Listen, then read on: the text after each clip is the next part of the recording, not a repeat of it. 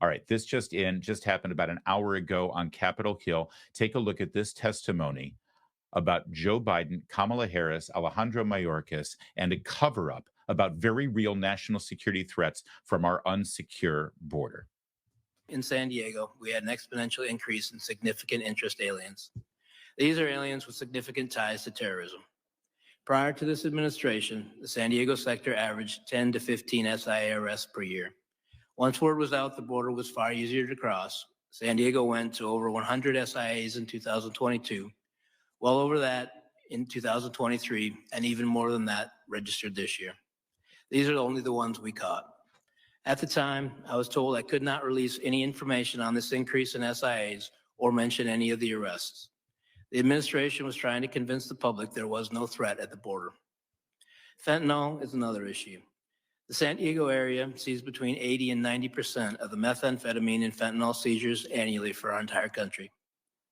With little enforcement at the border, these drugs were coming through in mass. During my last year in San Diego, the price for a single pill of fentanyl, for example, went from $10 to 25 cents.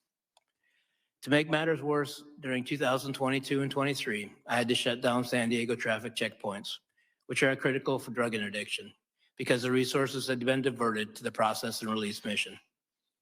The large numbers also had and still have a negative impact on the San Diego community. I had to release illegal aliens by the hundreds each day into communities who could not support them. To quiet the problem, 2 flights a week were provided from San Diego to Texas. These flights simply brought aliens that would have been released in San Diego over to Texas. Each flight cost approximately $150,000. This was the administration's way to try and quiet the border-wide crisis. All right, now there's more to this testimony, but that's sort of the pull quote blockbuster from this man. As you can see, Aaron Heike, former chief patrol agent for U.S. Customs and Border Patrol, they were told to hide data directly related to encounters with people crossing the border who were on the terror watch list. More details on that in just a moment.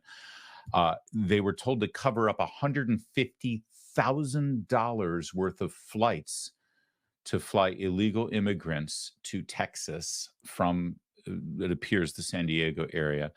And they were given no resources to track fentanyl that they knew was crossing the border, and they were told to not say a word about it and shut it up. Again, this is supposed to be a transparent government. This is our government. They work for us.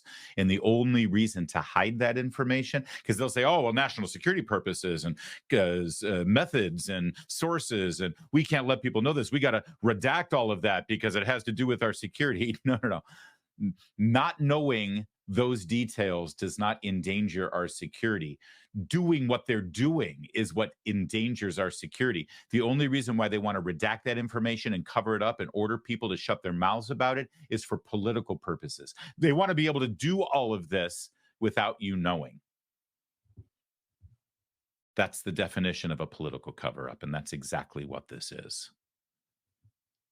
Is anybody surprised? I mean, honestly, anybody surprised? Of course we know this.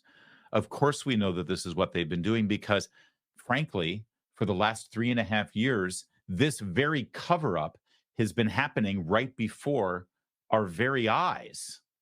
We've seen the news reports. We've seen the footage. We've seen exactly what's been going on the border since literally the first day of the Biden administration, when with the stroke of a pen, he reversed all of the security procedures that were put in place under his predecessor, Donald Trump, and basically opened up the border along with reinstituting catch and release policies, along with ending the Remain in Mexico policies for people who are fraudulently asking for asylum. The net result was chaos, and we've seen the chaos. But whenever any person from this administration responsible for border security was asked, whether under oath or at any sort of press encounter, the cover-up was obvious right before our very eyes. Do we need to remind you? It is my testimony that the border is secure. We have a secure border in that is a priority for any nation, including ours and our administration. We have taken unprecedented action over the past year and a half to secure our border. And we have a process in place to manage migrants at the border. We're working to make sure it's safe and orderly and humane. The border is closed. We agree that the border is secure. We're executing a comprehensive strategy to secure our borders. One of our highest priorities is to ensure that we have a secure border.